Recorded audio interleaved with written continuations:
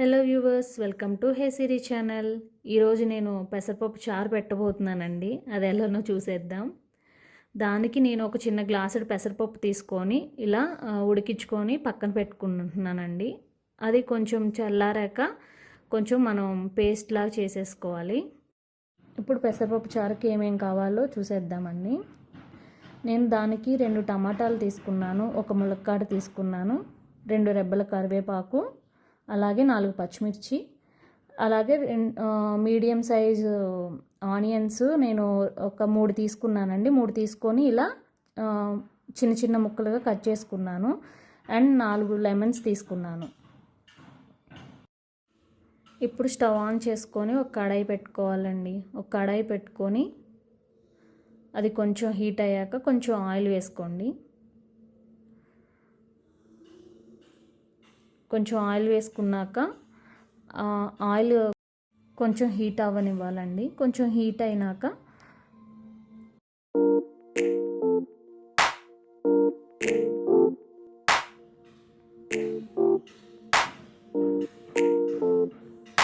ఇప్పుడు 1/2 table spoon ఆవాలు, 1/2 table spoon జీలకర్ర కొంచెం వేసుకొని తిప్పుకోవాలండి.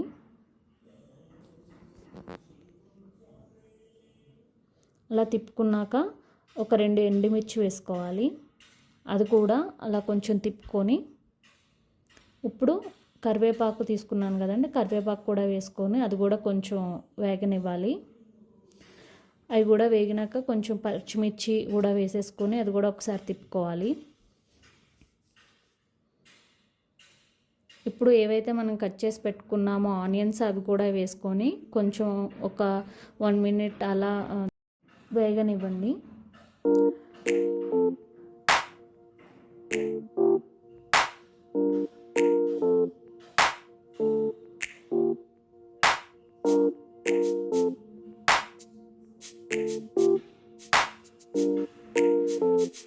కొంచెం అవి వేగినాక కట్ చేసి పెట్టుకున్న ములక్కాడ కూడా వేసుకొని కొంచెం అవి కూడా వేయించుకుందామండి.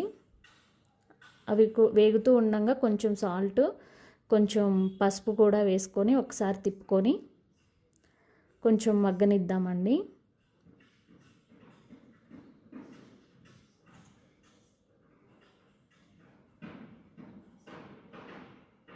ఒక లిడ్ పెట్టేసుకొని కొంచెం మగ్గనిస్తే కొంచెం ఆ ములక్కాడ ఉంటుంది కదా, ములక్కాడ కొంచెం ఆనియన్స్ కూడా కొంచెం మగ్గుతాయి.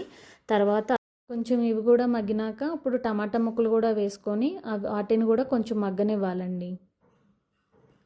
అవి కొంచెం మగ్గినాక మనం పెసరపప్పు ఉంది కదా, దాన్ని కొంచెం మిక్సీ పట్టుకొని కొంచెం పేస్ట్ లాగా చేసుకొని దాన్ని కూడా దీంట్లో పోసేసుకోవాలి. కొంచెం వాటర్ కలిపి పోసుకోవాలండి.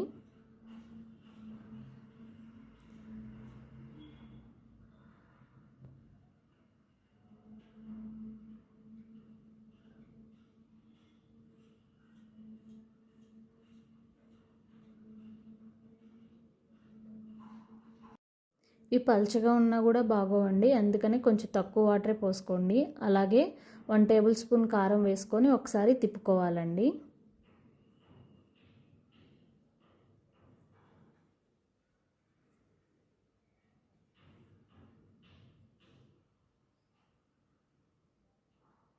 అలాగే 1 టేబుల్ స్పూన్ సాల్ట్ కూడా వేసుకొని ఒకసారి తిప్పుకోండి. సాల్ట్ కూడా చూసి వేసుకోండి. అలా వేసుకొని తిప్పుకున్నాక లిడ్ పెట్టుకొని కొంచెం మరగనివ్వాలి.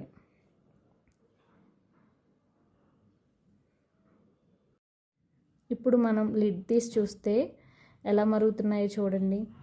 అలా ఒక 5 మినిట్స్ ఇంకా కొంచెం మరగనివ్వాలి. ఒకసారి మళ్ళీ తిప్పేసుకొని లిడ్ పెట్టుకోండి. అలా లిడ్ పెట్టేసుకొని ఒక 5 మినిట్స్ కొంచెం మరగనివ్వండి. ఇప్పుడు తీసి చూస్తే 5 మినిట్స్ తర్వాత చూడండి కొంచెం చిక్కబడ్డాయి. అలా చిక్కబడనిచ్చి ఒకసారి తిప్పుకొని ములక్కాడ కూడా చూడండి ఉడికిందా లేదా అనేది. చూడండి నాకు ఉడికిపోయింది. మీకు కానీ ఉడకకపోతే మీరు కొంచెం సేపు ఉండనివ్వండి. లేకపోతే మాత్రం మీరు కూడా స్టవ్ ఆఫ్ చేసేసి కొంచెం అవి చల్లారేంత వరకు కూడా ఉండనివ్వండి. అవి చల్లారినాక మనం నిమ్మకాయ జ్యూస్ కలుపుకోవాలి.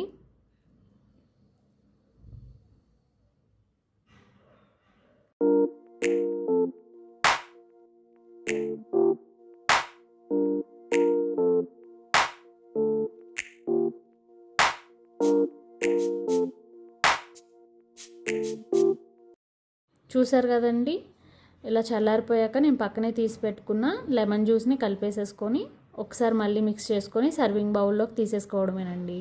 అంతే అండి, ఎంతో టేస్టీగా ఉండే పెసరపప్పు చారు రెడీ అండి.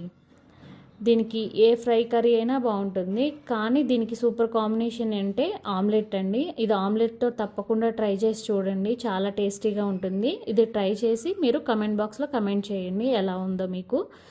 Please like, share and subscribe hey Siri channel. పక్కనే ఉన్న బెల్ ఐకాన్ క్లిక్ చేయండి. ఫర్దర్గా నేను ఏ వీడియోస్ చేసినా మీకు అందుబాటులో ఉంటాయి. Thank you.